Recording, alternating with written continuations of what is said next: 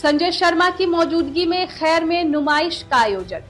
नगर पालिका परिषद खैर द्वारा आयोजित बाल नुमाइश एवं प्रदर्शनी का शुभारंभ भाजपा जिला अध्यक्ष कृष्णपाल सिंह लाला प्रधान जी व चेयरमैन संजय शर्मा जी के संयुक्त रूप से फीता काट कर किया।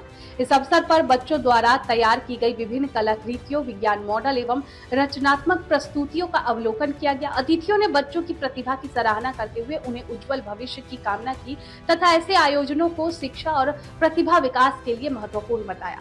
इस दौरान नगर पालिका के अधिकारी, जनप्रतिनिधि, शिक्षक, अभिभावक एवं बड़ी संख्या में नगरवासी उपस्थित रहे। कार्यक्रम का समापन बच्चों के उत्साहवर्धन और सभी अतिथियों के प्रति आभार व्यक्त करते हुए किया गया। रिपोर्टर राजकुमार, अलीगढ़ दस्तक न्यूज खैर।